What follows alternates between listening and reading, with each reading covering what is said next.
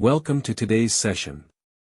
We are tackling LeetCode problem 472, Concatenated Words. We are given an array of unique strings, and our goal is to return all the concatenated words from this list. Let us first rigorously define what a concatenated word is based on the problem description. The problem states a concatenated word is comprised entirely of at least two shorter words from the given array. Let us look at the example word, catsdogcats. We can visually segment this string into cats, dog, and cats. If all three of these segments exist in our original array, catsdogcats satisfies the condition.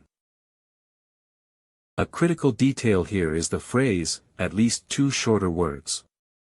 This means a word cannot simply form itself. If the word cat is in the array, we cannot just pick cat once and call it a concatenated word. It must be broken down into smaller valid pieces. This dictates how we structure our search. To solve this efficiently, we need to rapidly check if a specific string exists in our given list. Searching an array takes linear time, which is too slow. Therefore, our first step is to convert the input array of words into a hash set. This reduces our lookup time complexity from O of n to O of 1. With our hash set ready, we will use depth-first search to evaluate each word. For a given word, we will iterate an index I from 1 to the length of the word -1. This index splits the word into a prefix and a suffix. We will then check if the prefix is in our hash set. If the prefix is found in the set, we must then evaluate the suffix. The suffix itself might be a valid word in the set, or it might be another concatenated word. Therefore, our condition becomes, if the suffix is in the set, or if a recursive DFS call on the suffix returns true, then the original word is a concatenated word. Before we write the algorithm, we must address a common pitfall. In recursive DFS, we often evaluate the same suffix multiple times across different branches. This leads to overlapping subproblems and an exponential time complexity, causing a time limit exceeded error. We must cache our results. To prevent redundant calculations, we introduce memoization. We will create a dictionary called memo. Whenever our DFS function determines if a string is a concatenated word or not, we will store that Boolean result in memo. Future calls for the same string will instantly return the cached result. Let us begin the rigorous derivation. First, we initialize our hash set from the input words. Let word_set equals set. Next, we initialize our memoization dictionary. Let memo equals. Now, we define our recursive function DFS. We iterate through the given array and call DFS on each word. Let's trace the execution for the word catsdogcats. Inside DFS, we start a loop with index I going from 1 up to the length of the string -1. This ensures we split it into at least two parts. Let's fast forward the loop to I equals 3.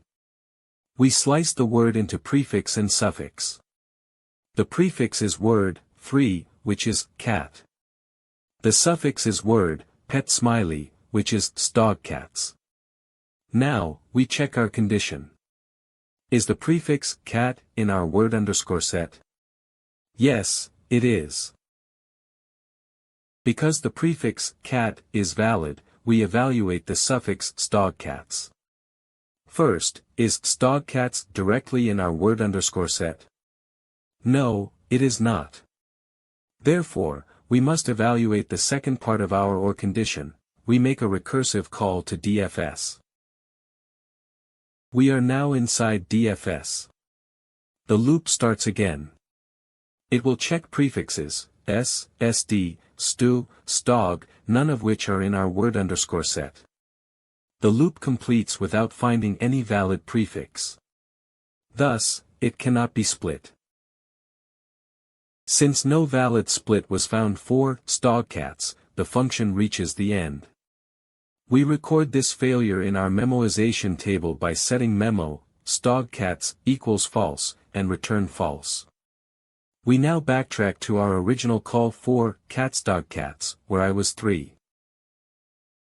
Back in DFS, the branch for I equals 3 failed. So, the loop continues. We increment I to 4. The new prefix is word, for, which is cats. The new suffix is word, for, smiley face, which is dogcats. Is the prefix cats in our word underscore set? Yes. Since cats is a valid prefix, we check the suffix dogcats. Is dogcats directly in the word underscore set? No. So, we trigger the recursive call, DFS. We dive into a new stack frame. Inside DFS, we start its loop. We advance I to 3. The prefix becomes dog and the suffix becomes cats. We check our set, is the prefix dog in word underscore set?